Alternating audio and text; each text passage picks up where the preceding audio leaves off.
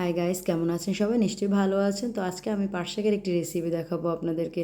চলুন রেসিপিটি শুরু করি। প্রথমে আমি একটি বাটিতে পরিমাণ মতো বেসন নিয়ে নিলাম, চালের গুঁড়ো নিয়ে নিলাম, সামান্য একটু চিনি নিয়ে নিলাম, লবণ নিয়ে নিলাম, পরিমাণ মতো হলুদের গুঁড়ো নিয়ে নিলাম, কালো জিরে দিয়ে দিয়েছি এবং জল দিয়ে ভালোভাবে এটাকে মেখে নিব। আমি অল্প অল্প পরিমাণে জল দিব এবং মশলাটার সাথে ভালোভাবে মিশাবো। একটু মরিচের গুঁড়ো দিয়ে দিলাম। একটু সময় নিয়ে এই মাখানোটা করবেন বেসনের, কেননা যদি লাম্পস থাকে তাহলে ভালো হবে না।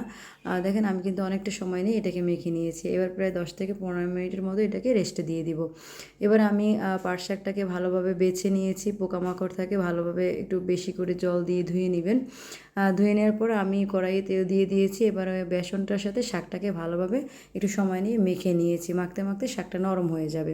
এবার তেলটা যখন গরম হয়ে আসবে তখন আমি কিন্তু শাকগুলো দিয়ে দিলাম। বড় আকারের করে করে 4-5টা পাতা একসাথে নিয়ে আমি তেলের মধ্যে ফ্রাই করতে দিয়ে দিলাম।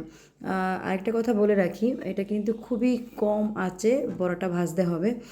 যেহেতু শাকটা মানে কাঁচা সেদ্ধ করা না, তাই কম আঁচে ভাজলে ভাজাটা মুচমুচে হবে এবং খেতেও খুব দারুণ লাগবে। আসলে সবাই তো সবসময় পাট শাক দিয়ে, সবাই বলতে আমিও পাট শাক দিয়ে কিন্তু মুসুর ডাল রান্না করে খাই। তো একবার চিন্তা করলাম যে একটু বড়া ভেজে খেয়ে দেখি কেমন লাগে।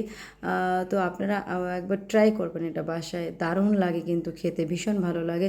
দেখেন আমি কিন্তু অল্প অল্প করে জাল দিচ্ছি এবং বড়াটা ভেজে নিচ্ছি। বড়াটা কিন্তু লাল লাল হয়ে এসেছে। এটাকে একটু বারবার উল্টে পাল্টে দিবেন, নয়তো পুড়ে যাবে। দেখেন আমার কিন্তু বড়াটা হয়ে গেছে। তো এবার আমি বড়াটা নামিয়ে নিব। এই যে আমি বড়াটা লাল লাল হয়ে গেছে, এবার নামিয়ে নিয়েছি এবং আমি আরেকটা ব্যাচ দিয়েছি। এখানে আবার আস্তে আস্তে করে ভাজছি, মানে খুবই অল্প পরিমাণে জাল দিয়ে আমি বড়াটা ভেজে নিয়েছি। যত আস্তে আস্তে জাল দেবেন বড়াটা কিন্তু তত মুচমুচে হবে। যাই হোক, আমার কিন্তু সবগুলো বড়া ভাজা প্রায় হয়ে আসছে। এই যে দেখেন আমার সবগুলো বড়া ভাজা হয়ে আসছে, দারুণ টেস্টি। আবারও বললাম, ট্রাই করে দেখতে পারেন। শুধু ভাতের সাথে লেবু আর কাঁচা লঙ্কা দিয়ে খাবেন, দারুণ লাগবে। সবাই ভালো থাকেন। ওকে, বাই।